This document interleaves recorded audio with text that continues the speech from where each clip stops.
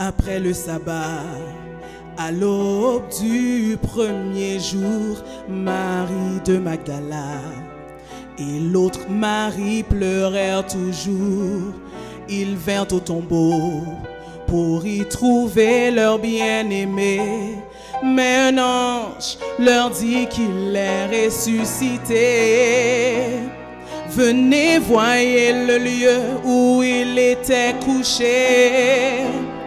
Votre sauveur, il est ressuscité.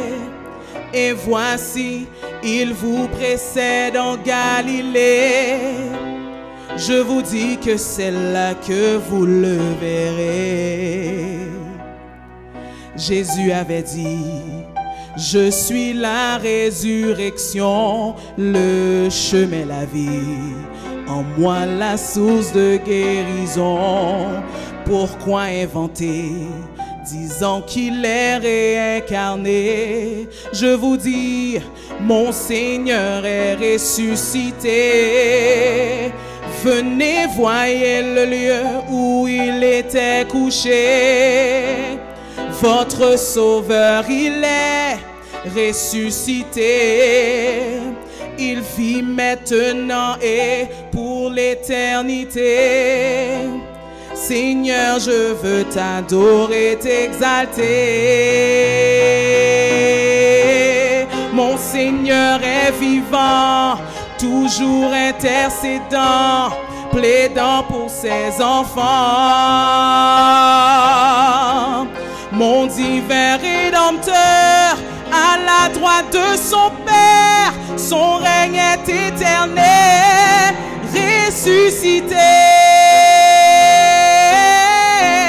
Mon Sauveur est ressuscité, ressuscité, ressuscité.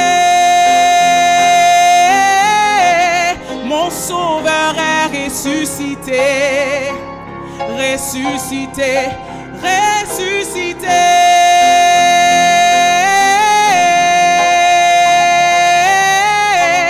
Mon Sauveur est ressuscité.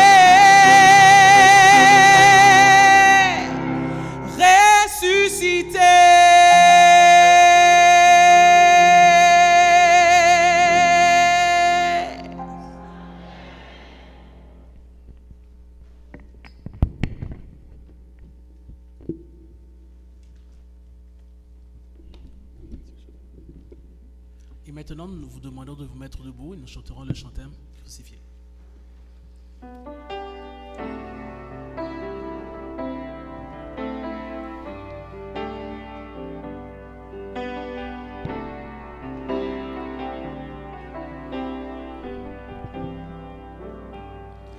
Au-dessus des puissances, au-dessus des rois, au-dessus de la nature et de la création, au-dessus de tous les plans des hommes sages, bien avant le monde tu existais. Au-dessus des royaumes, au-dessus des trônes, au-dessus des merveilles que ce monde a connues, par-dessus tous les trésors de la terre, rien ne peut mesurer ta valeur.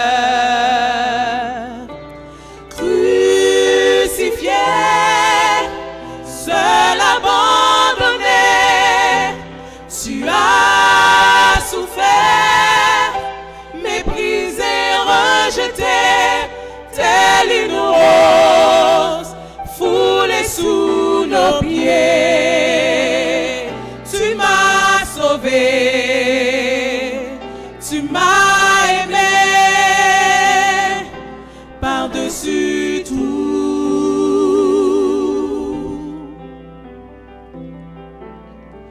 Au-dessus des puissances, au-dessus des rois, au-dessus de la nature et de la création,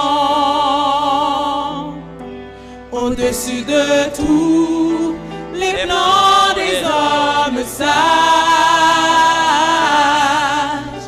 Bien avant le monde tu existais, au-dessus des royaumes, au-dessus des trônes, au-dessus des merveilles que ce monde a connues, par-dessus tous les trésors de la terre, rien ne peut mesurer ta valeur. Crucifié, seul abandonné, tu as souffert, méprisé, rejeté, telle une rose foulée sous nos pieds. Tu m'as sauvé, tu m'as aimé, par-dessus crucifié, seul abandonné, tu as souffert, méprisé, rejeté, telle une rose foulée sous nos pieds. Tu m'as sauvé, tu m'as aimé, par-dessus tout.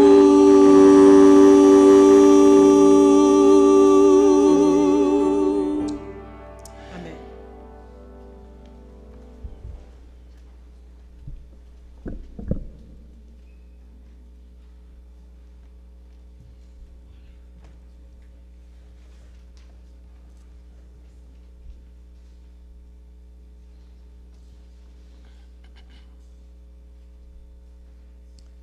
Mesdames, Messieurs, frères et sœurs, bonsoir.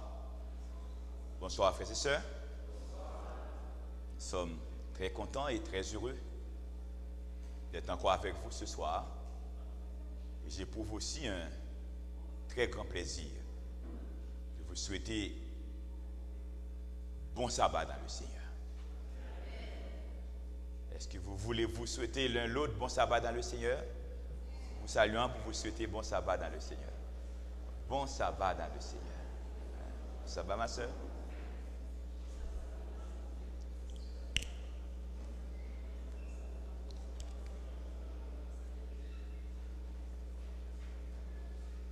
Bon sabbat.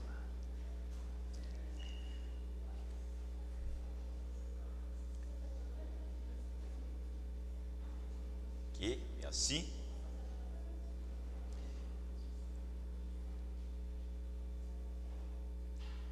Quoi vous l'avoir déjà dit la semaine dernière, j'aime considérer le vendredi soir comme début de la nouvelle semaine. Dieu nous a comblés de sa grâce. En fait, je peux dire qu'on a traversé 3 bonnes semaines. Je considère qu'il nous reste une très bonne semaine pour la campagne. Aujourd'hui jusqu'à sabbat, qui sera 13, c'est pour nous une très bonne semaine. Depuis ces 3 semaines, il y a des amis qui viennent, je peux dire régulièrement. Ces amis ont fait beaucoup de sacrifices parce qu'il y a des gens pour venir ici, ils ont travaillé pendant la journée, rentrer à la maison 4-5 heures pour venir ici. Dans la soirée, c'est à apprécier. Et nous sommes très heureux, très honorés à chaque fois qu'un ami nous visite. Et c'est pourquoi nous aimons toujours donner un petit présent, un petit cadeau. Et ça va aider, mais ces présents-là, ces ouvrages, ce sont des ouvrages très importants qui vont vous aider à vous approcher de Jésus jusqu'à avoir la vie éternelle en Jésus. Est-ce qu'il y a quelqu'un qui nous fréquente assez souvent et qui jusqu'à présent n'a rien reçu parmi nos amis? S'il y a quelqu'un qui nous visite assez souvent et qui n'a rien reçu jusqu'à présent, j'aimerais lui donner cet ouvrage Jésus-Christ. C'est un très bon ouvrage. Tous les amis ici ont déjà reçu quelque chose? Ah, c'est formidable là. Tous les amis ont déjà reçu quelque chose. C'est bien. eh bien, je sais ce que je vais faire. S'ils ont déjà reçu, moi, je peux choisir à donner à qui je veux. Est-ce que j'ai ce droit? Est-ce que j'ai ce droit? J'ai les droits? Ok. Si j'ai le droit, et j'ai 2 amis ce soir, j'ai remarqué leur présence, je ne sais pas s'il y en a d'autres. Je vais donner cette tragédie des siècles à notre ami, notre frère Marc. Hein? Très heureux, Marc, bienvenue, nous sommes toujours contents de vous voir. Je vais donner ce Jésus-Christ à une amie qui nous visite, si je ne me trompe pas, pour la première fois. Il s'agit de notre ami Yannick. Hein? Yannick, tu peux te lever? Ok, bienvenue parmi nous Yannick, le Seigneur te bénisse. Est-ce qu'il y a quelqu'un d'autre qui veut recevoir quelque chose? Tout est ok. Merci. Et nous allons prier.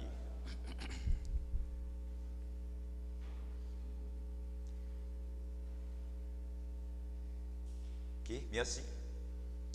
Descends, Esprit du Dieu vivant, sur notre pauvre race qui s'est perdue en poursuivant l'illusion qui passe. Notre Seigneur et notre Dieu, notre bon et tendre Père qui est dans les cieux, merci pour la croix. C'était un 6e jour. C'était la 9e heure du jour. Ce que nous considérons comme 3 heures de l'après-midi de notre culture. Le Fils de Dieu était suspendu entre le ciel et la terre sur la croix. Et il a crié, Père, je remets mon esprit entre tes mains. À cette heure précise, il était mort à Golgotha. Il a racheté la terre et il nous a sauvés par sa mort. La Bible ne nous a pas dit à quelle heure exactement tu nous as créés, le 6e jour de la semaine. Mais c'est sûr, selon ta parole dans Genèse, nous avons été créés le 6e jour. Nous avons été rachetés le 6e jour. Ça a fait du 6 le chiffre d'homme. Et lorsque ce 6e jour arrive, nous prenons le plaisir de commencer par penser à notre Dieu créateur et notre Dieu rédempteur. Tu as fait de ce jour le jour de la préparation pour célébrer le Dieu créateur le 7e jour. Seigneur, merci infiniment pour ton saint sabbat. C'est un don précieux accordé à l'humanité. Merci pour cette semaine. Merci pour les 3 semaines d'évangélisation. Je t'en supplie de faire de ce sabbat pour nous un sabbat de victoire. Tu as donné des victoires aux uns et aux autres pendant le sabbat, en guérissant les malades dans le temple ou à Jérusalem, l'aveugle de Jean 9, ou d'autres paralytiques lépreux qui ont été guéris du sabbat. Jésus, tu as fait du sabbat le jour de la liberté et de joie. Que ce sabbat nous apporte liberté en Jésus. Je t'en supplie de bénir tous tes enfants qui comprennent le sens sacré de ton saint jour de repos. C'est d'ailleurs ton sceau. Je t'en supplie de les sceller et ce soir, tous ici présents, que nous soyons scellés pour la vie éternelle.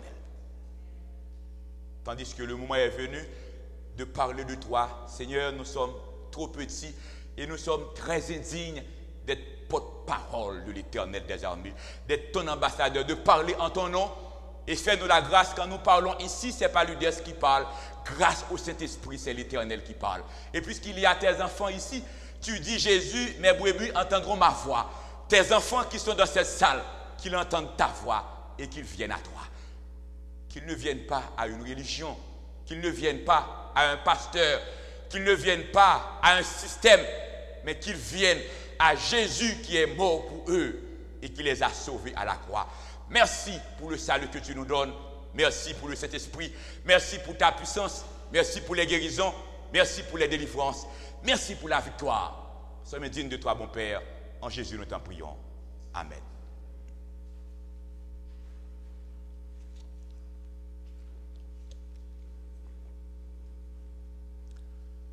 la bête montant de la terre. Voulons-nous répéter avec moi le titre du message de ce soir, c'est la bête montant de la terre. Nous sommes encore dans Apocalypse 13 et mercredi soir nous avons vu la bête qui monte de la mer. Ce soir c'est une autre bête, c'est la deuxième bête de l'Apocalypse 13, la bête qui monte de la terre, la bête montant de la terre. Parlant de la bête, un jour, un ancien professeur, retraité, personnage, rencontrait un de ses anciens élèves, accompagné de sa fiancée. Et à ce ancien élève de présenter sa fiancée au professeur retraité, et l'élève dit au professeur, « Professeur, voici la bête. » Et au professeur de répondre à son élève, « Mais non, vous diriez de préférence, voici la fleur, voici la belle ou la belle, mais pas voici la bête. » C'était une façon drôle pour ce ancien élève de traiter sa fiancée. Drôle de coïncidence, nous parlons beaucoup de bêtes ces jours-ci. Mais ces bêtes, ce ne sont pas des bêtes figurées, mais ce sont de vraies bêtes. La bête qui monte de la terre et la bête qui monte de la mer.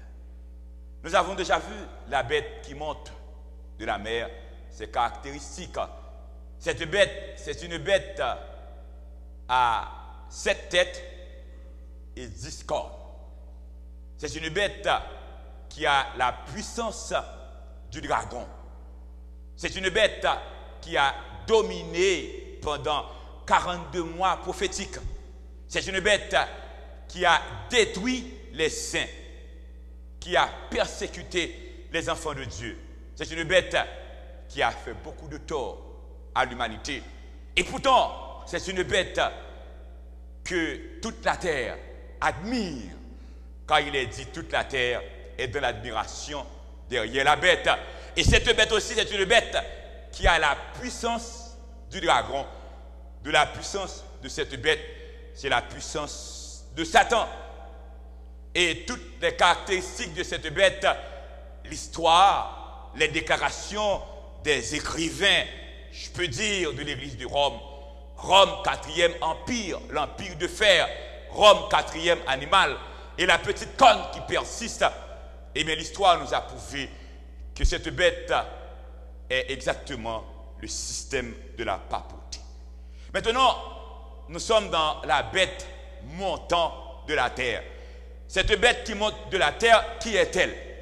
On parle beaucoup de la première bête. Parfois, on est très critique vis-à-vis de la première bête, un peu partout. Et pourtant, il y a une autre bête, cette bête qui monte de la terre, cette bête aussi qui continue avec le travail de la bête qui monte de la mer. Et ces deux bêtes fonctionnent ensemble. Je peux dire, c'est bête et bête. Et chez nous, on aurait dit, c'est passé prendre, m'a passé chercher. La bête montant de la terre, qui est-elle? Apocalypse chapitre 13, nous sommes encore dans Apocalypse 13, les versets 11, 12. Et je vous invite à lire avec moi. Lisons ensemble. Puis, je vis monter de la terre une autre bête qui avait 2 cornes semblables à celles d'un agneau et qui parlait comme un dragon. Verset 12. Elle exerçait toute l'autorité de la première bête en sa présence et elle faisait que la terre et ses habitants adoraient la première bête dont la blessure mortelle avait été guérie. Dieu seul est digne d'être adoré et Dieu nous donne le 7e jour, 4e commandement pour l'adorer. La première bête est adorée par toute la terre. La deuxième bête a pour mission de porter les gens. Elle faisait que toute la terre et ses habitants adoraient la première bête dont la blessure mortelle avait été guérie. D'où il faut parler de la blessure mortelle de la première bête, la bête qui montait de la mer. Mais le verset 11 nous dit que cette deuxième bête a 2 cornes. Ces cornes sont semblables à celles d'un agneau. N'oubliez pas, on va développer cette thèse, la bête qui a des cornes comme les cornes d'un agneau. Et quand on parle d'agneau, de qui qu'on parle? Et qui parlait comme un dragon. Drôle de coïncidence, bizarre, c'est contradictoire, c'est paradoxal.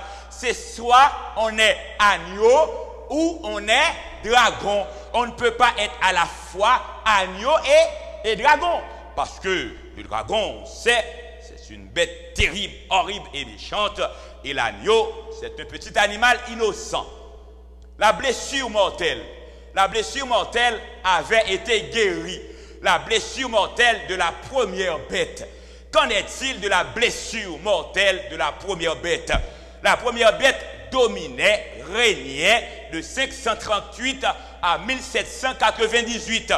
Pendant 1260 ans, 42 mois, ou un temps des temps et la moitié d'un temps. Et pendant cette période, il y avait un pouvoir religieux et politique au Vatican. Et ce pouvoir religieux et politique, nous avons vu que la bête a pouvoir, a autorité et a aussi le trône du dragon. Et le pape faisait ce qu'il voulait et c'est lui qui dominait les rois, c'est lui qui commandait les rois. Allez demander au roi Henri IV. Mais cependant, dominé pendant tout ce temps-là, il dominait pas seulement l'Europe, je peux dire même le monde. Il y avait la blessure mortelle. Qu'est-ce qu'on appelle la blessure mortelle? C'est son arrestation par le général Béthier en juin 1798 et il a été déporté à Valence et 1 an après, il est mort à Valence en prison et c'est ce qu'on appelle blessure mortelle. Mais cette blessure mortelle sera aussi guérie. Qu'entend-on par guérison de la blessure mortelle? Lisons ensemble. L'histoire nous apprend qu'il en fut ainsi. La papauté, après avoir perdu son pouvoir politique en 1798, le récupéra en 1929, alors que Mussolini, par le traité de Latran, fit de nouveau du pape un chef d'État, lequel règne depuis ce jour sur le pays du Vatican. Le pape est un chef d'État. Et vous savez, dès qu'on parle de chef d'État, Jésus dit, mon royaume n'est pas de ce monde. Et il a son pays, et son pays s'appelle Vatican. Et c'est en 1929, le traité de Latran l'a rétabli. Et par le traité de Latran signé par Mussolini, c'est là la blessure mortelle a été guérie. Et une fois la blessure mortelle est guérie, maintenant la deuxième bête, qui a presque toutes les caractéristiques de la première, va porter les habitants de la terre à adorer la première bête. Bête égale roi. En 1929, il est redevenu roi. Il était roi de 538 après avoir détruit les Ostrogoths, les troisième cornes, pour régner la souveraineté papale. Et de 538 à 1798, c'est la période de 42 mois où la bête dominait.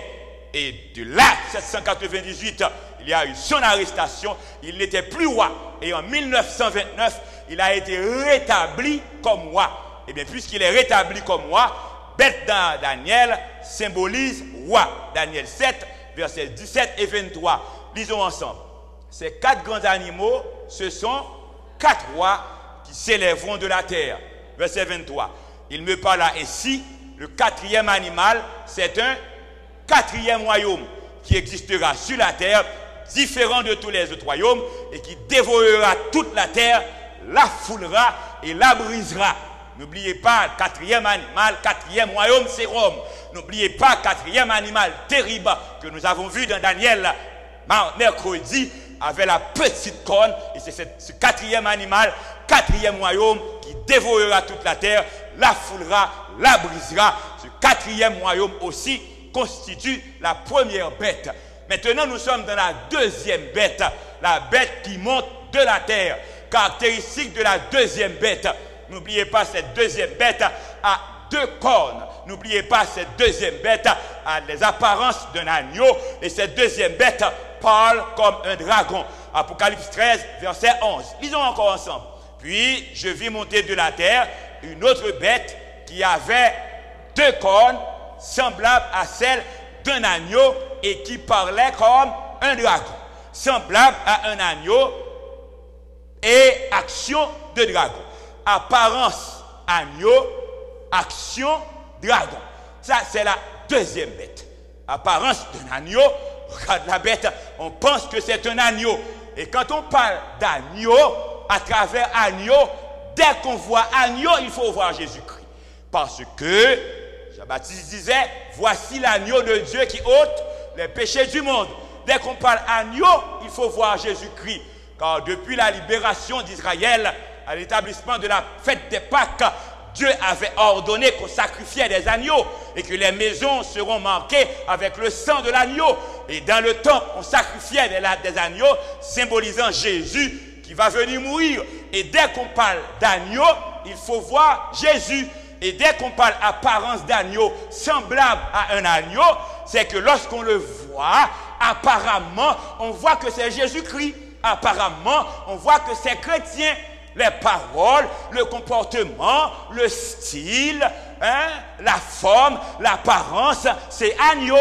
Apparemment, c'est chrétien. On pense que c'est chrétien. Et on voit beaucoup de signes pour dire que c'est chrétien. Mais au fond, c'est pas chrétien. Parce que c'est apparence d'agneau, mais action, c'est action de dragon.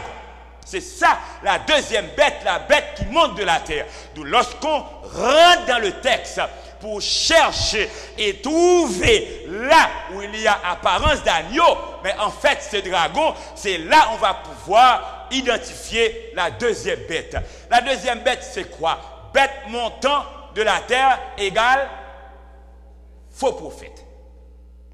Bête montant de la terre égale faux prophète. Regarde ce qu'a dit Jésus dans Matthieu 7, verset 15. Lisons ensemble. Gardez-vous des faux prophètes. Ils viennent à vous en vêtements de brebis, mais en dedans, ce sont des loups ravisseurs. Si on compare Matthieu 7, verset 15 et Apocalypse 13, verset 11, vous ne voyez pas, ce sont les mêmes versets, ce sont les mêmes paroles, c'est la même idée. Apparence d'un agneau, semblable à un agneau et qui parlait comme un dragon. Et les faux prophètes, comment sont-ils? Les faux prophètes, ils viennent à vous en vêtements de brebis. Et dès qu'on parle brebis, brebis et agneau, c'est le même animal. Mais au-dedans, ce sont des loups ravisseurs.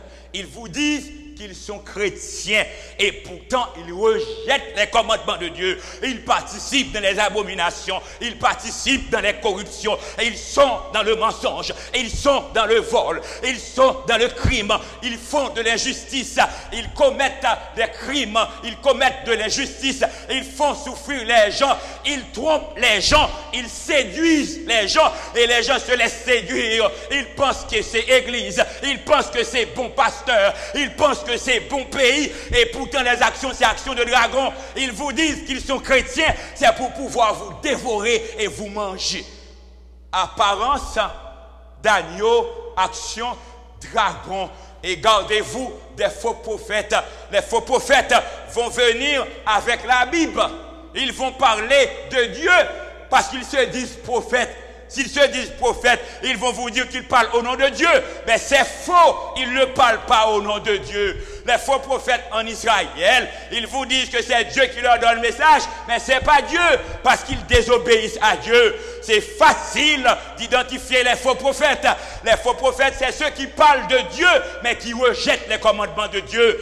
Et il faut savoir, dès qu'on parle de rejeter les commandements de Dieu, c'est le dragon qui agit. Le dragon agit soit par la première bête qui monte de la mer, c'est cette première bête qui a saboté, qui a ravagé les commandements de Dieu, soit par la deuxième bête qui monte de la terre. La deuxième bête pousse l'homme à adorer la première bête en acceptant les dévastes faites par la première bête dans les commandements de Dieu. Gardez-vous des faux prophètes. Et les faux prophètes sont parmi nous. Ils parlent de Dieu, mais ils rejettent la parole de Dieu. Matthieu 24, versets 11 et 24. Lisons ensemble. Plusieurs faux prophètes s'élèveront et ils séduiront beaucoup de gens. Beaucoup de gens de bonne foi. Beaucoup de gens qui aiment Dieu, qui veulent servir Dieu. Les faux prophètes vont les séduire. Et n'oubliez pas, le métier des bêtes, c'est de séduire les gens, de porter la terre à adorer le dragon. On adore Dieu selon ses commandements. On adore le Dieu créateur seulement le 7e jour. Parce que les autres dans les cieux, les vieillards et les êtres vivants crient, tu es digne d'être adoré. Parce que tu as créé toutes choses et toutes choses existent par ta volonté. Les faux prophètes s'élèveront et ils vont séduire beaucoup de gens. Beaucoup de gens ont été séduits et Dieu veut leur faire grâce. C'est pourquoi l'Apocalypse est écrit pour dire il faut faire attention parce que beaucoup de gens seront séduits. C'est ça la révélation. Verset 24. Car il s'élèvera de faux Christ et de faux prophètes. Ils feront de grands prodiges et de miracles au point de séduire, s'il était possible, même les élus. Les faux prophètes vont faire de grands miracles. C'est pourquoi, mesdames, messieurs, frères et sœurs bien-aimés, les gens courent derrière les miracles. Mais les miracles ne constituent pas un signe pour dire que cette église ou ce prophète vient de Dieu. Les prophètes qui sont animés d'esprits de démons peuvent faire aussi beaucoup de miracles. Lorsque Moïse arrivait chez Pharaon, les magiciens étaient en mesure de faire beaucoup de choses. Satan est capable de faire beaucoup de choses. Parfois, on court derrière les miracles. Les miracles ne veulent rien dire. Ce qui compte, ce qui est important, ce qui a la priorité, c'est la parole de Dieu. Et si quelqu'un rejette la parole de Dieu, il est faux prophète. Si l'église adventiste rejette la parole de Dieu, c'est faux prophète. Si les autres rejettent la parole de Dieu, c'est faux prophète. Si le pasteur rejette la parole de Dieu, c'est faux prophète. Même lorsqu'il y a un miracle, même lorsqu'il chasse les démons, même lorsqu'il prêche bien, même lorsqu'ils sont bons théologiens, il ne faut pas rejeter la parole de Dieu. La seule référence pour dire que ça vient de Dieu, c'est la parole de Dieu, c'est les commandements de Dieu. À la loi et au témoignage, si on ne parle pas ainsi, il n'y a point d'aurore pour le peuple.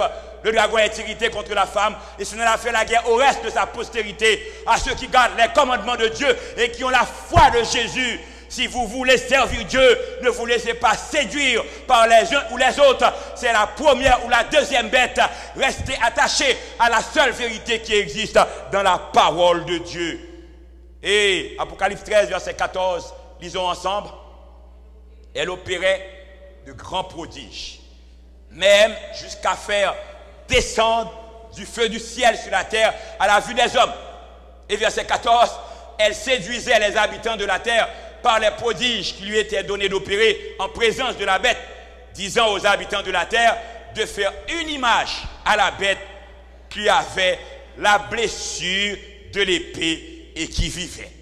Les faux prophètes séduisaient les gens, ils faisaient les miracles et ils ont fait ces miracles au nom de Jésus. La bête aussi séduisait les gens, d'où la bête, c'est le faux prophète et qui pousse les gens à adorer la première bête et à honorer son image. Lorsqu'on voit partout, il y a des miracles. On peut même faire descendre du feu du ciel. Il y a jeûne ici, il y a jeûne là, il y a moi sur la montagne, il y a guérison, il y a boiteux qui marche, il y a aveugle qui voit. Ça peut se faire. Satan peut faire ces choses. Oui, Satan peut les faire. Mais la seule référence qu'on a, c'est la parole de Dieu, parce que les bêtes ont le pouvoir et la puissance du dragon.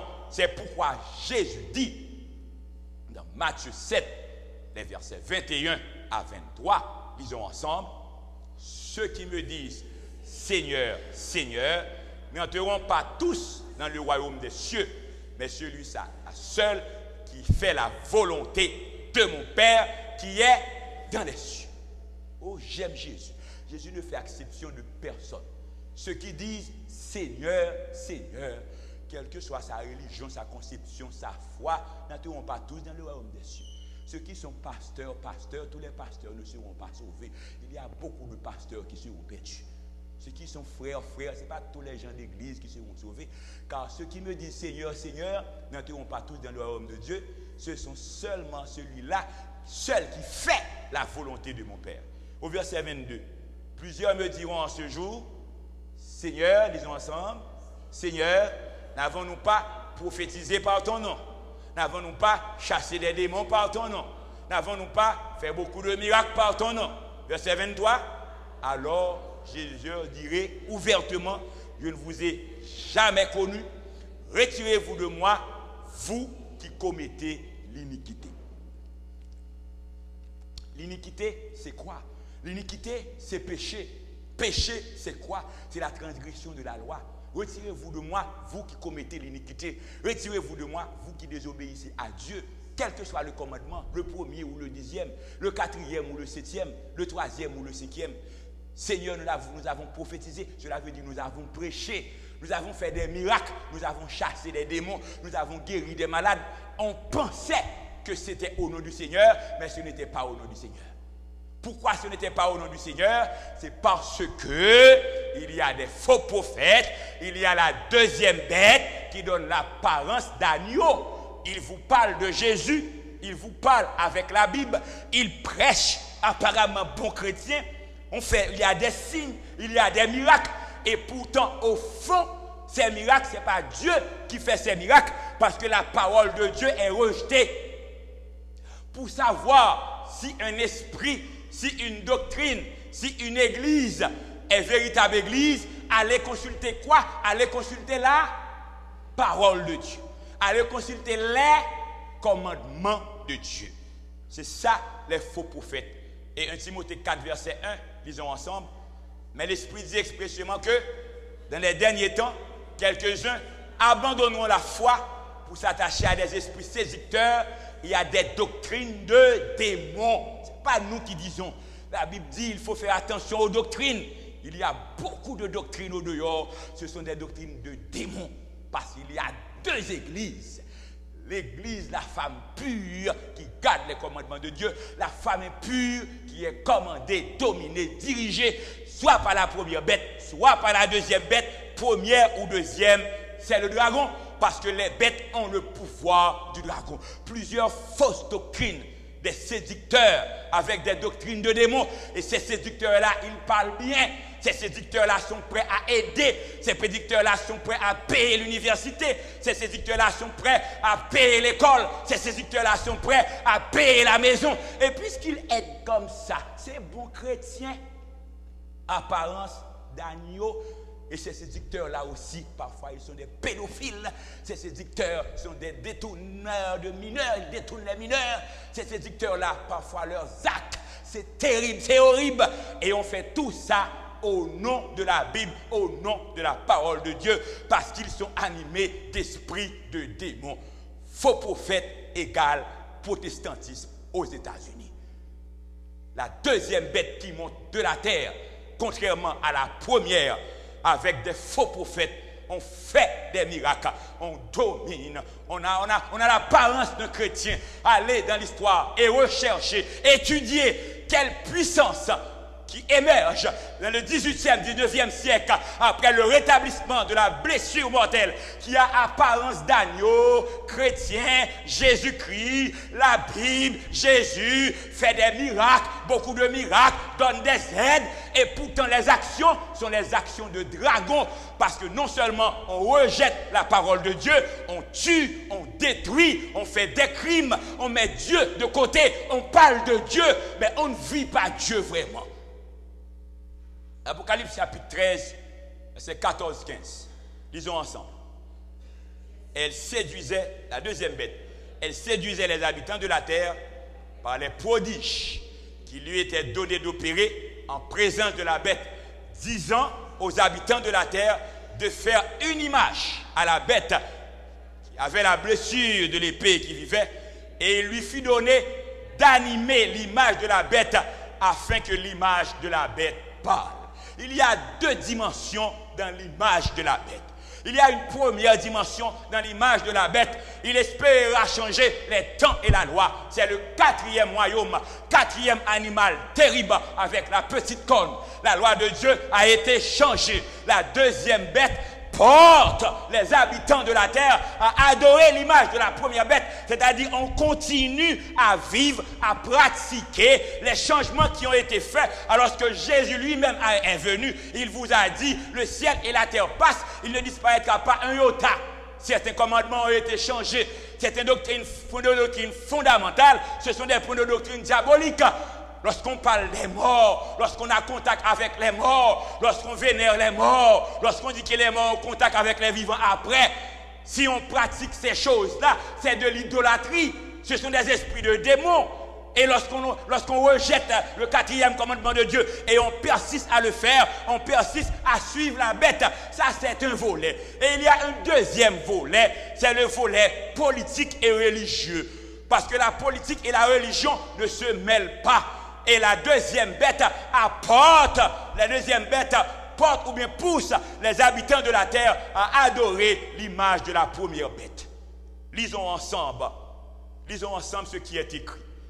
Depuis déjà quelques années, la droite religieuse chrétienne travaille sans relâche afin d'augmenter son influence et son emprise sur le gouvernement des États-Unis, se proposant de rehausser la moralité et de promouvoir les valeurs familiales. Son objectif semble noble à première vue, mais en projetant d'utiliser le pouvoir politique pour imposer ses idées, la droite religieuse chrétienne contribuera à créer et à animer l'image de la bête. Les idées paraissent nobles, c'est l'apparence de l'agneau, les valeurs familiales, défendre ci, défendre ça. C'est un pays dit très chrétien. Et lorsque la femme a été chassée, Dieu lui a préparé une place dans le désert pour aller sur la terre. C'était là que l'église réelle y était, pour adorer Dieu, pour garder les commandements de Dieu. C'est pourquoi la deuxième bête montait de la terre.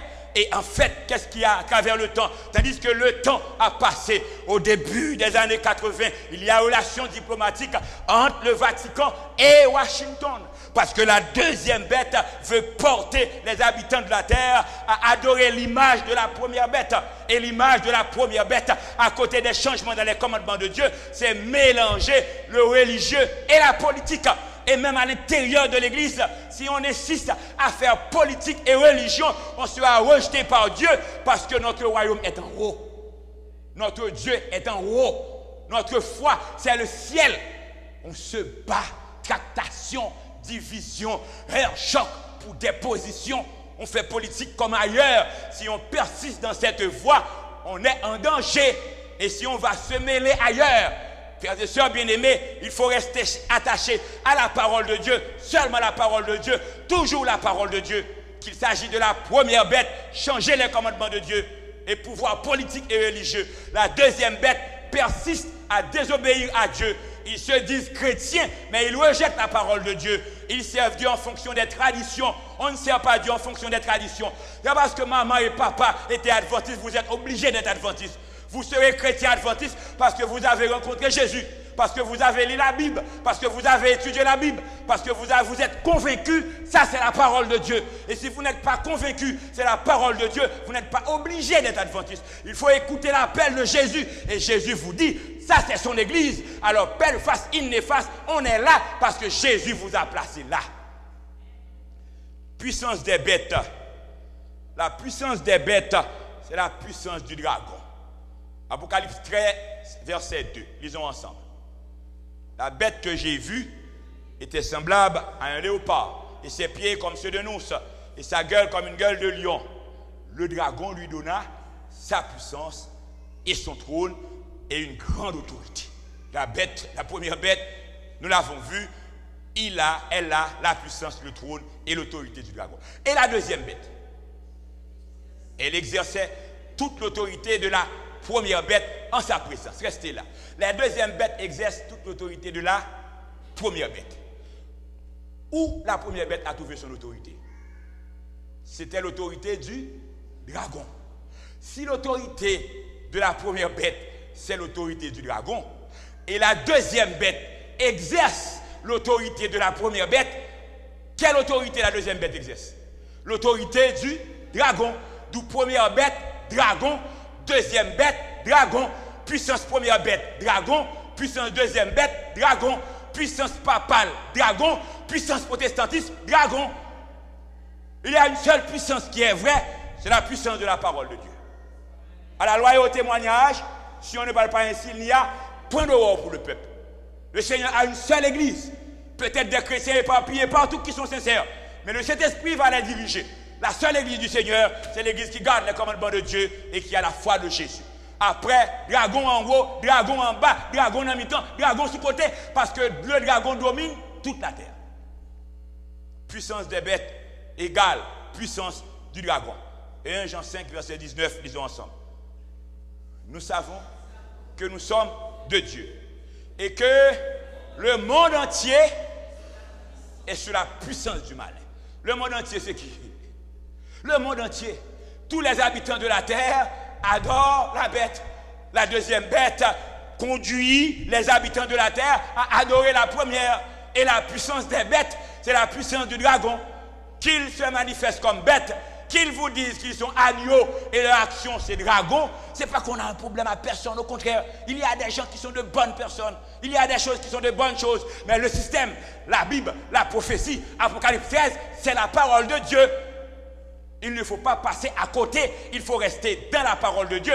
Le monde entier est sous la puissance du malin. Mais nous sommes de Dieu. Pourquoi nous sommes de Dieu? On est de Dieu, c'est quand on garde les commandements de Dieu. On est de Dieu, c'est quand on sert Dieu. On est de Dieu, c'est quand on se laisse diriger par l'Esprit de Dieu. On est de Dieu, c'est quand on ne se comporte pas selon la tradition des hommes et même la tradition des religions. Il y a beaucoup de gens qui seront perdus, c'est à cause des religions. Mais ceux qui veulent être sauvés doivent rencontrer Jésus et être sûrs qu'ils sont de Dieu, parce que le monde entier est sous la puissance du malin.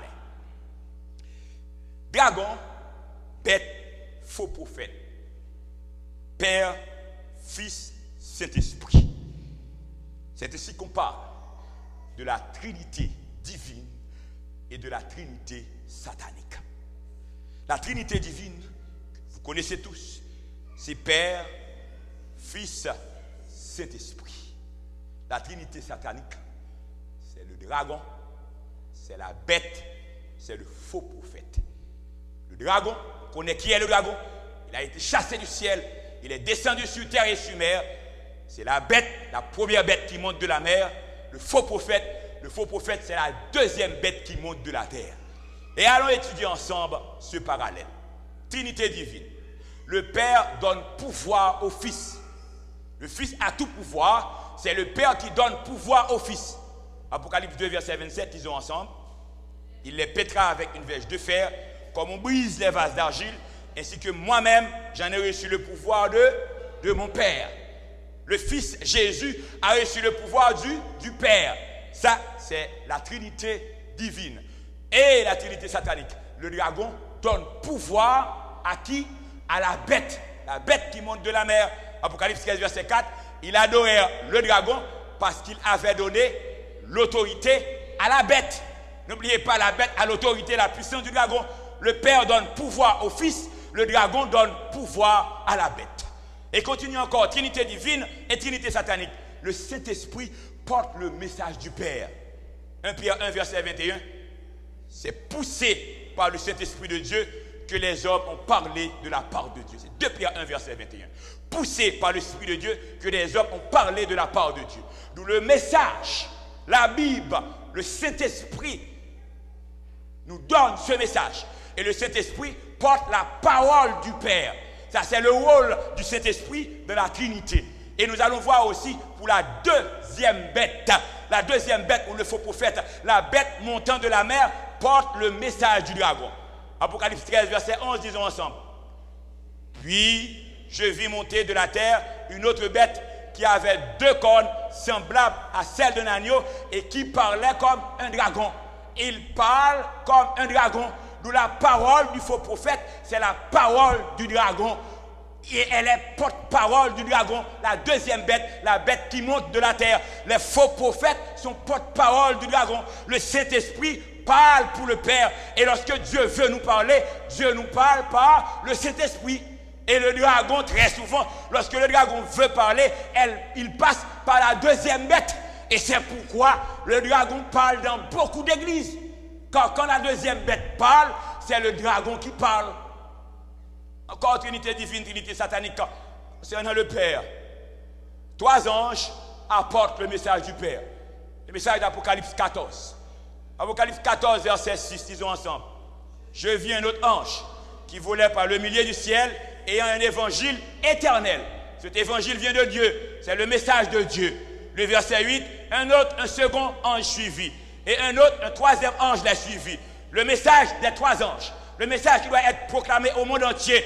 Le message qui invite la terre à adorer le Dieu qui a créé ciel, terre, mer et sous ce dos. 3 anges apportent ce message. Et bien la bête aussi, le dragon aussi. Regarde ce qu'il fait. 3 esprits impurs portent le message du dragon.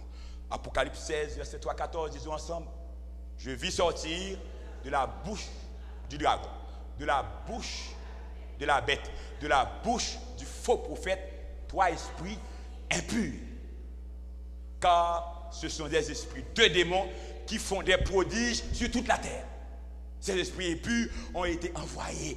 Et on trouve là le dragon, la bête, le faux prophète, 3 esprits impurs. Et ces esprits sont comme des grenouilles. C'est ce que nous dit Apocalypse 16, verset 13-14. 3 anges portent le message de Dieu au dernier temps. Et pour la bête aussi, il y a 3 esprits impurs. Trinité satanique, Trinité diabolique, Trinité. Ensuite, en face, on va trouver la Trinité divine, la Trinité de Dieu. Trinité divine et Trinité satanique. Autre élément encore. Tandis que le Père, comme nous venons de voir, le Père a donné pouvoir au Fils. Et de l'autre côté, le dragon a donné pouvoir à la bête. Tandis que le Saint-Esprit parle au nom du Père. Eh bien, il en est de même aussi. La deuxième bête, le faux prophète, parle au nom du dragon. Et tandis que 3 anges portent le message du Père. De l'autre côté aussi, 3 esprits impurs portent le message du dragon. Et bien de l'autre côté, dans la mission divine de Jésus, Trinité divine et Trinité satanique, on va voir que la bête a pris la place de Jésus-Christ. La bête qui monte de la terre veut prendre la place de Jésus-Christ. Et la bête qui monte de la terre vous dit qu'il est Jésus-Christ. Il remplace Jésus. Il fait ce qu'il veut. Il change la loi. Il dirige. Il domine. Et toute la terre marche derrière lui parce qu'il se dit qu'il remplace Jésus-Christ. Eh bien, cette bête qui monte de la mer, faisons le parallèle avec le Fils pour voir comment il se réclame de la position du Fils dans son rôle de la Trinité satanique. Le Fils est l'image du Père. Colossiens 1, verset 15, disons ensemble, il est l'image du Dieu invisible. Et Apocalypse 12, 13, verset 1 et Apocalypse 12, verset 3, disons ensemble pour voir. Puis je vis monter de la mer une bête qui avait 10 cornes et 7 têtes. Et sur ces cornes, 10 diadèmes. Et Apocalypse 12, verset 3, c'était un grand dragon rouge ayant 7 têtes et 10 cornes et sur ses têtes, 7 diadèmes. La bête qui monte de la mer, Apocalypse 13, verset 1, c'est l'image du dragon avec 10 cornes et 7 têtes. Et le Père est l'image du Fils. Le Fils est assis sur le trône du Père, de la Trinité divine. Apocalypse 3, verset 21, lisons ensemble. Celui qui vaincra, je le ferai asseoir avec moi sur mon trône. Comme moi, j'ai vaincu, je me suis assis avec mon Père sur son trône. Le Fils est sur le trône du Père. Et la bête qui monte de la mer est assise sur le trône du dragon. Apocalypse 13, verset 2, le dragon lui donna sa puissance, son trône et une grande autorité. De la Trinité satanique, la bête qui monte de la mer est assise sur le trône du dragon et le Fils est sur le trône du Père. Et la bête même se déclare qu'il est fils de Dieu, mais il n'est pas fils de Dieu, il est fils du dragon. Le ministère du Fils ici-bas durera 42 mois littéraux. Daniel 9, verset 27, disons ensemble. Il fera une solide alliance avec plusieurs pour une semaine. Et durant la moitié de la semaine, il fera cesser le sacrifice et l'offrande. Dans la prophétie 2300 soir et matin, dans les 70 semaines, la dernière semaine, on va voir cette prophétie demain soir, la dernière semaine, loin de l'Éternel, celui qui a été loin au début de la semaine est mort au milieu de la semaine. C'est-à-dire que le ministère de Jésus a duré 3 ans et demi. Et 3 ans et demi, c'est 42 mois littéraux, le ministère de Jésus. Et le ministère, la domination de la bête, Apocalypse 13, verset 5, c'est 42 mois prophétiques. Apocalypse 13, verset 5, ils ont ensemble. Il lui fit donner le pouvoir d'agir pendant 42 mois. Le ministère du Fils de Dieu a duré 42 mois littéraux. Et le ministère de la bête, pour persécuter, pour tuer, pour briser, pour détruire, a duré 42 mois prophétiques. Et Trinité divine encore, Trinité satanique, la deuxième bête où le faux prophète joue à peu près le rôle du Saint-Esprit dans la Trinité divine. Bête montant de la terre égale faux prophète. Le Saint-Esprit amène à adorer Jésus. Jean 16, verset 13-14. Disons ensemble. Quand le Consolateur sera venu, l'Esprit de vérité, il vous conduira dans toute la vérité. Car il ne parlera pas de lui-même, il dira tout ce qu'il aura entendu, il me glorifiera. Si aujourd'hui vous adorez Jésus, c'est grâce au Saint-Esprit. Si vous êtes chrétien, c'est grâce au Saint-Esprit. Le Saint-Esprit pousse les gens à adorer Jésus. Jésus nous parle par le Saint-Esprit. Je ne vous laisserai pas orphelin, je viendrai à vous par le Saint-Esprit. Le Saint-Esprit rend témoignage de moi. Le Saint-Esprit parle de Jésus et vous pousse à glorifier Jésus. La deuxième bête où le faux prophète amène les gens à adorer la bête qui monte de la mer. Apocalypse 13, verset 12, disons ensemble. Elle exerçait toute l'autorité de la première bête en sa présence et elle faisait que la terre et ses habitants adoraient la première bête dont la blessure mortelle avait été guérie. Le Saint-Esprit pousse à adorer Jésus. La deuxième bête, la bête qui monte de la terre, le faux prophète, pousse les gens à adorer la deuxième bête. À adorer la deuxième bête, soit en continuant à désobéir au commandement de Dieu ou en établissant un pouvoir politico-religieux. Trinité divine encore, le Saint-Esprit opère des prodiges. Hébreux 2, verset 4, lisons ensemble.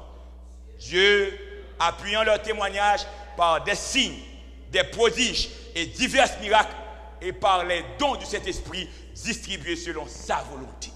Quand on fait des miracles au niveau des enfants de Dieu, ce n'est pas l'homme qui fait des miracles. Pierre dit au paralytique de la belle devant le temple, je n'ai ni or ni argent à vous donner, ce que j'ai au nom de Jésus, lève-toi et marche. Mais au nom de Jésus, c'est grâce à la puissance du Saint-Esprit. Après la Pentecôte, on a eu des prodiges, on a eu des miracles et beaucoup de miracles au niveau des disciples. Et aujourd'hui encore, s'il doit y avoir un miracle à l'église, ce n'est pas un homme, ce n'est pas un pasteur, ce n'est pas un prédicateur. Le miracle, c'est l'affaire du Saint-Esprit. Les prodiges, c'est Saint-Esprit. La guérison, c'est Saint-Esprit. Et bien, il en est de même aussi pour la deuxième bête, le faux prophète. Le faux prophète opère de grands prodiges. Apocalypse 13, verset 13, disons ensemble. Elle opérait de grands prodiges jusqu'à faire descendre du feu du ciel à la vue des hommes. Le Saint-Esprit fait descendre le feu du ciel. Acte 2, verset 3-4. Le jour de la Pentecôte, des langues semblables à des langues de feu leur apparurent séparées les unes des autres et se posèrent sur chacune d'eux.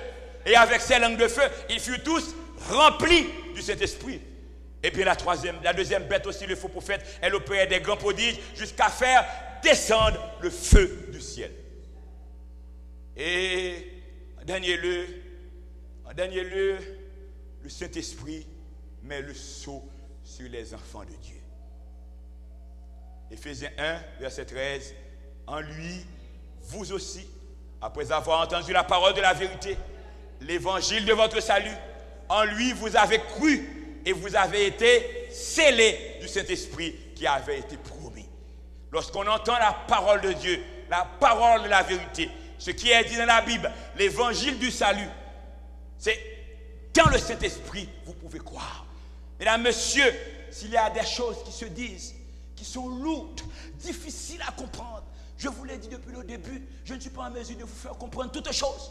Mais là où je suis limité, le Saint-Esprit est capable de convaincre votre cœur. C'est pourquoi quand on entend quelque chose et on a des interrogations, c'est normal à ce qu'on se pose des questions. Parce que Jésus dit, vous sondez les Écritures. Et ce que je conseille à quelqu'un, ce n'est pas d'écouter exactement ce que je dis et de faire exactement ce que je dis. Non, il faut de préférence écouter le Saint-Esprit. Si vous n'arrivez pas à maîtriser tout ce qui est dit, rentrez chez vous, allez sur vos deux genoux, demandez au Saint-Esprit de vous diriger. Le Saint-Esprit va vous révéler la vérité. C'est le ministère du Saint-Esprit de convaincre votre cœur. Et ce Saint-Esprit va vous pousser à croire. Et quand vous croyez, vous serez baptisés. Et quand vous baptisez, vous êtes baptisés. Vous avez reçu le Saint-Esprit et vous serez scellés par le Saint-Esprit. Et une fois scellés par le Saint-Esprit, on est sauvés au nom de Jésus. Le Saint-Esprit a pour mission de sceller les enfants de Dieu. Oh oui, la deuxième bête aussi. Apocalypse 13, verset 13. Le faux prophète met le sceau sur les rebelles. Le faux prophète met le sceau sur ceux qui désobéissent au commandement de Dieu. Le faux prophète apporte la marque de la bête, car la deuxième bête porte les gens à adorer la première bête. Et puisqu'elle les porte à adorer la première bête, ils vont recevoir la marque de la bête. Et ceux qui ont reçu la marque de la bête seront tourmentés comme le dragon, comme le faux prophète, comme la bête, parce que eux, ils seront jetés dans le temps de feu et du soufre. C'est pourquoi il faut faire un choix entre Dieu et les dragons, entre Trinité divine et Trinité satanique, entre les commandements de Dieu et les traditions des hommes ou les commandements des hommes. C'est pourquoi Dieu vous fait cette grâce. Et il est de mon devoir, c'est personnel pour moi, c'est personnel pour vous de vous situer, parce que si vous n'avez pas reçu le sceau de Dieu scellé par le Saint-Esprit, vous serez scellé par le faux prophète, vous serez scellé par la bête qui monte de la terre. Apocalypse 13, verset 13, Apocalypse 16, verset 13, verset 16, et il dit, et elle fit que tous, petits et grands, riches et pauvres, libres et esclaves, reçussent une marque sur leur main droite ou sur le front. Ça, c'est la marque de la bête, c'est le sceau de la bête. Et ceux qui sont scellés par la bête, il n'y a pas de doute, ils seront perdus avec la bête. Et toute la terre est dans l'admiration derrière la bête. Nous sommes de Dieu. Le monde entier est sous la domination de Satan. Ne dites pas, mais toutes ces églises, mais si les églises mettent de côté les commandements de Dieu, elles vont périr. Parce que, au lieu de suivre la parole de Dieu, ils donnent l'apparence d'un agneau et l'action de dragon. C'est pourquoi, frères et sœurs bien-aimés, mesdames, messieurs, Dieu vous appelle à être chrétien, mais soyez de vrais chrétiens. Ne soyez pas de faux chrétiens. Ne soyez pas des agneaux avec action de dragon, faux prophète, avec l'apparence de brebis, mais action de loup ravisseur. Mesdames, messieurs, nos amis invités, nos frères et sœurs, c'est le moment de faire un choix, votre choix.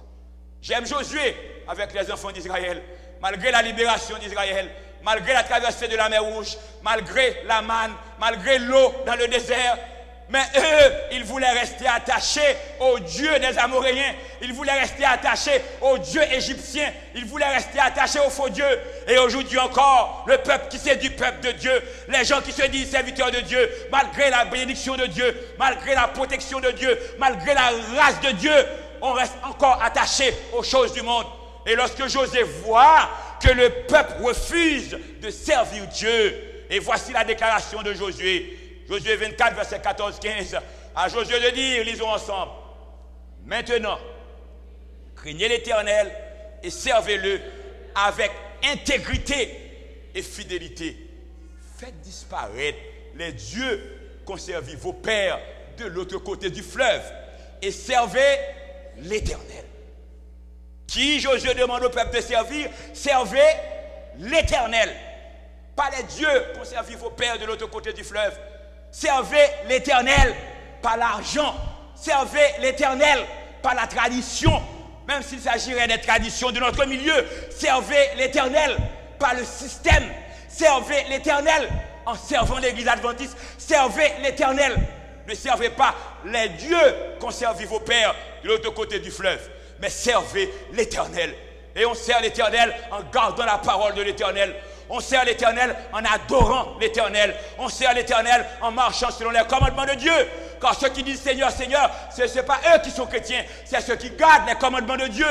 Ne rejetez pas les commandements de Dieu, que vous soyez invités ou membres d'église, que vous soyez adventistes ou pas. Nous voulons aller au-delà des traditions religieuses, des rites ou des coutumes. Ce que l'homme a besoin, c'est de servir l'Éternel. Servez l'Éternel. Vous êtes ici pour servir l'Éternel. Vous n'êtes pas ici pour servir un homme. Je suis là pour servir l'Éternel. Au prix de ma vie, je veux servir l'Éternel. Que je sois riche ou pauvre, je sers l'Éternel. Que je sois en santé ou malade, je sers l'Éternel. Que je sois libre ou en prison, je sers l'Éternel. Paul en prison a servi l'Éternel. Qu'on me persécute ou pas, je sers l'Éternel. Que votre épouse vous abandonne, servez l'Éternel. Que votre mari vous abandonne, servez l'Éternel. Que vous perdez votre travail, servez l'Éternel. Que vous ne savez pas quoi vous allez manger demain, servez l'Éternel. Josué vous demande de servir l'Éternel. La Bible vous demande de servir l'Éternel. On ne peut pas être à l'église et être perdu à l'église. Nous sommes chrétiens pour que nous soyons sauvés. Nous assistons à cette conférence pour que nous soyons sauvés. Mesdames, messieurs, servez l'Éternel. Le moment est venu de faire un choix. On ne va pas servir la Trinité satanique. On va servir Père, Fils, Saint-Esprit. C'est Dieu qui nous a créés. C'est Dieu qui nous a rachetés. Servez l'Éternel. Satan drivait nous pendant longtemps. Satan nous a humiliés pendant trop longtemps. Nous sommes limités, bordés. Nous sommes une petite église, presque sans identité. Je t'en supplie de grâce. Prenez votre ferme décision aujourd'hui. Votre décision, c'est de servir l'Éternel. Ne portez pas le nom de chrétien. Si on porte seulement le nom de chrétien, on est faux prophète comme les autres. Servez l'Éternel. Il faut rester attaché à Jésus, au Saint-Esprit, au Père, au commandement de Dieu. Et à Josué, il est terminé au verset 15. Josué 24, verset 15, disons ensemble. Et si vous ne trouvez pas bon de servir l'Éternel, choisissez aujourd'hui. Lisez avec moi. Josué 24, verset 15. Et si vous ne trouvez pas bon de servir l'Éternel, choisissez aujourd'hui qui vous voulez servir. Ou les dieux que servaient vos pères au-delà du fleuve, ou les dieux des Amoréens dans le pays desquels vous habitez.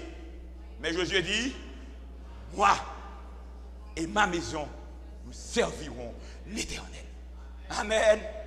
Moi et ma maison, nous servirons l'Éternel. Quels sont ceux qui veulent servir l'Éternel ce soir? Est-ce que vous voulez servir l'Éternel? Oh, mesdames, messieurs, frères et sœurs bien-aimés, je vous demande de servir l'Éternel, de servir Jésus-Christ, pas le dragon, de servir Père, Fils, Saint-Esprit, pas la Trinité satanique. Servez l'Éternel. Servez l'Éternel. Servez l'Éternel avec votre argent, la dîme et les offrandes. Servez l'Éternel dans le sabbat. Respectez le saint sabbat, l'Éternel. Servez l'Éternel dans la fidélité conjugale. Servez l'Éternel en respectant l'intimité de vos frères et sœurs. Servez l'Éternel. C'est pourquoi ce soir, tandis que nos ouvriers bibliques et nos huissiers vont traverser les rangs, je demande à tout le monde de renouveler leur engagement avec l'Éternel. Tandis que demain, à pareille heure, nous aurons une cérémonie de baptême.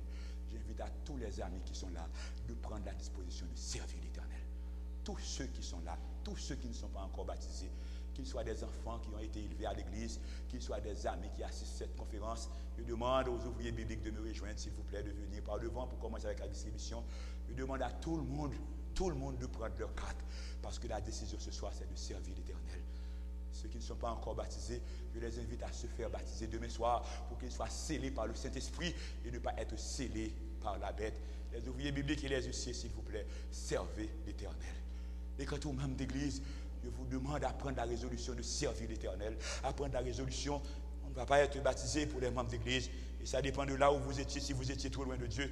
Mais au moins, on va prendre la décision de participer dans toutes les activités de l'église. On va prendre la résolution, après la campagne pour terminer, on aura Sainte-Seine. Ce n'est pas normal. Quand il y a Sainte-Seine, il faut que tous les membres d'église participent, parce que nous sommes là pour servir l'Éternel. Nous ne sommes pas là pour servir Satan. Nous ne sommes pas là pour être faux prophètes. Nous ne sommes pas là pour être mélangés. Nous sommes là pour servir l'Éternel. Les ouvriers bibliques vont passer dans les rangs et je veux les accompagner, tandis que Sœur Yelmaz va chanter tel que je suis sans rien à moi. Je vous invite à vous donner sans réserve à l'Éternel. Servez l'Éternel. Servez l'Éternel de tout votre cœur. Ne servez pas les dieux étrangers. Ne servez pas la trinité satanique. Ne servez pas l'argent. Ne servez pas la tradition. Ne servez pas même l'église adventiste. Que l'église adventiste ne soit pas votre idole. Mais servez l'Éternel. Vous êtes ici pour servir l'Éternel. Quels sont ceux qui veulent servir l'Éternel? Est-ce que vous voulez servir l'Éternel? Vous voulez servir l'Éternel? La décision de vous faire baptiser, ça va. Vous voulez servir l'Éternel ou d'autres? Si vous voulez servir l'Éternel, si vous voulez servir l'Éternel, prenez la décision, ça va, de vous faire baptiser, ou bien prenez la décision de vous engager beaucoup plus à l'église. Pendant tout longtemps, vous avez été à l'église, mais clopant, jusqu'à quand couchez-vous de l'autre côté. Mais le moment est venu de retourner à l'Éternel. Servez l'Éternel. Et c'est elle m'a chante.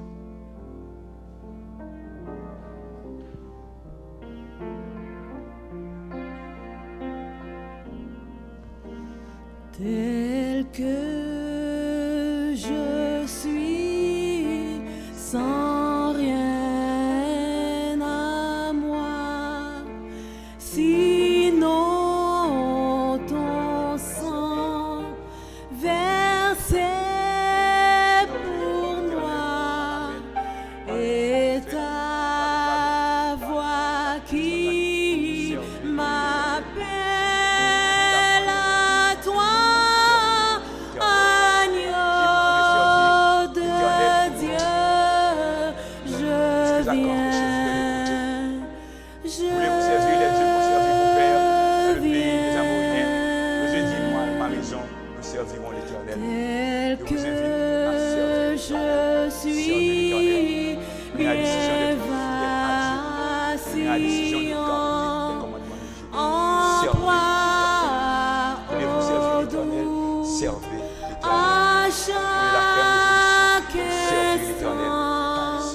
Pas la tradition, pas la culture des hommes, mais servir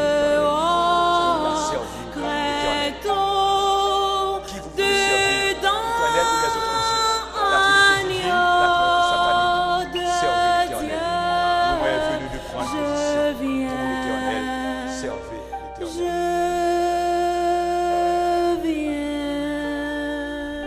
Je vous invite à servir l'Éternel. Pas une église, pas une religion, pas la tradition. Servez l'Éternel. Qui vous voulez servir? La Trinité divine ou la Trinité satanique? Servez l'Éternel. Voulez-vous être scellé par le Saint-Esprit ou scellé par la bête? Servez l'Éternel. Jusque-là, quand couchez-vous des deux côtés, servez l'Éternel. L'Éternel vous demande ce soir de le servir. Jusque-là, quand couchez-vous des deux côtés. Servez-vous les dieux que servez vos pères ou l'Éternel qui vous a créé, le Dieu créateur? Servez l'Éternel. Je vous invite à prendre votre décision à vous faire baptiser. Votre décision à vous consacrer totalement à ton Dieu. Dès qu'il y a cette scène, vous êtes là. Il y a activité missionnaire, vous êtes là. L'Église a besoin d'argent, votre argent est pour votre Dieu. Le sabbat de l'Éternel est respecté. Servez l'Éternel. Servez l'Éternel. Servez l'Éternel. Servez l'Éternel.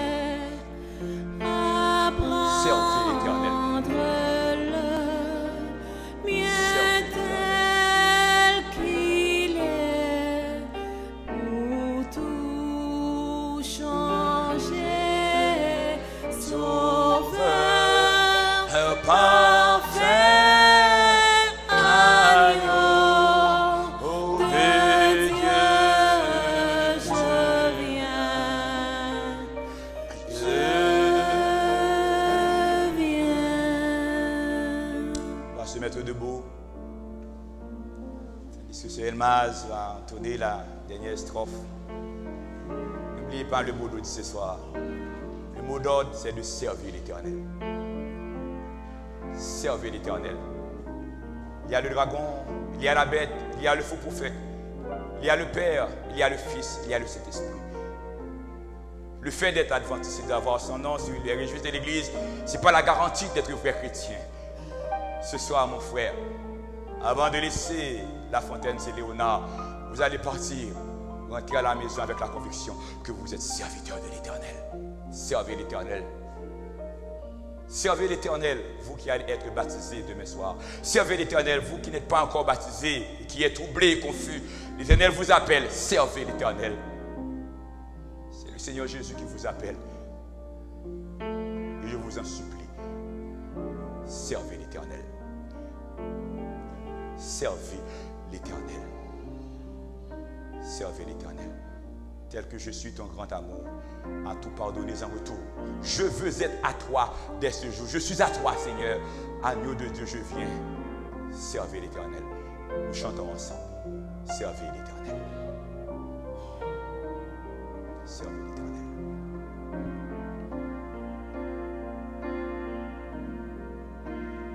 Tel que je suis ton grand amour, à tout pardonner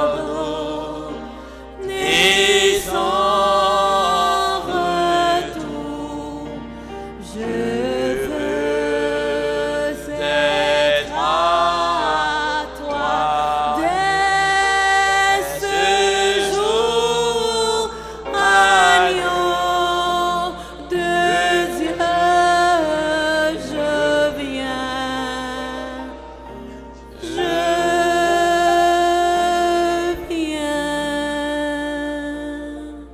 M'apportez les 4 pour la prière.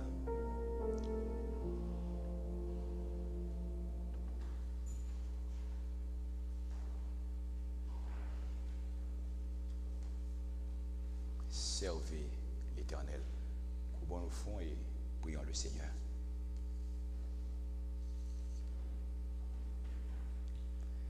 Nous te disons merci, Éternel, notre Père et notre Dieu. Il fait que le choix ce soir, c'est de te servir. Seigneur, je sais que tu es le Dieu juste. Il y a beaucoup de gens qui croient sincèrement qu'ils servent l'Éternel. Et pourtant, ils ont été séduits, ils ont été trompés par la bête et les faux prophètes. Seigneur, les gens qui sont sincères, je sais que l'Éternel est vivant, que le Saint-Esprit puisse les toucher et convaincre leur cœur qu'ils rencontrent l'Éternel dans sa parole, dans ses commandements, et qu'ils servent l'Éternel. Seigneur, fais-moi grâce.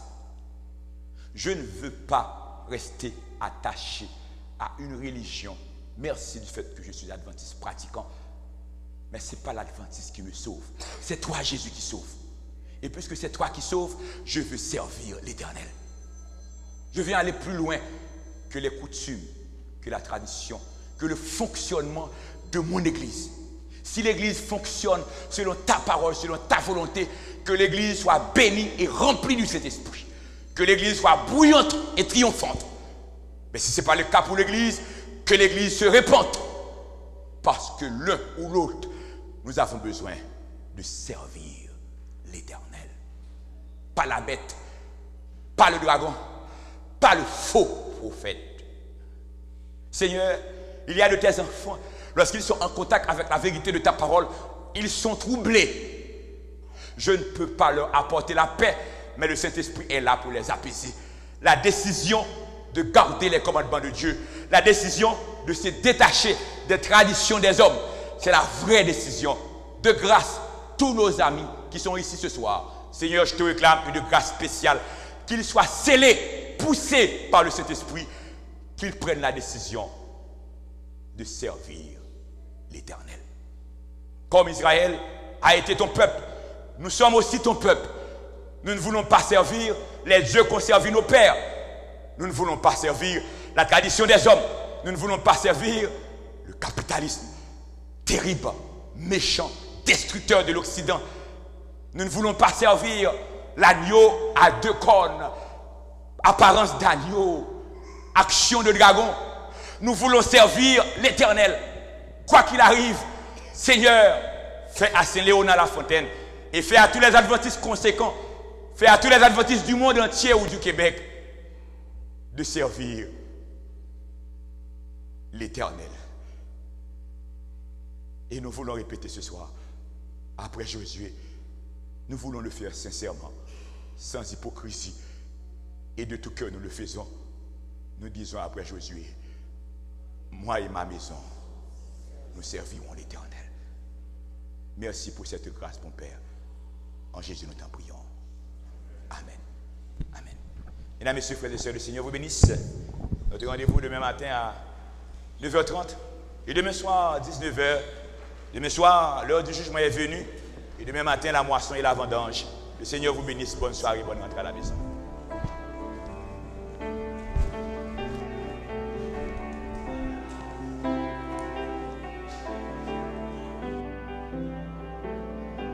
Au-dessus des puissances, au-dessus des rois, au-dessus de la nature et de la création, au-dessus de tous les plans des hommes sages, bien avant le monde tu existais. Au-dessus des royaumes, au-dessus des trônes, au-dessus des merveilles que ceux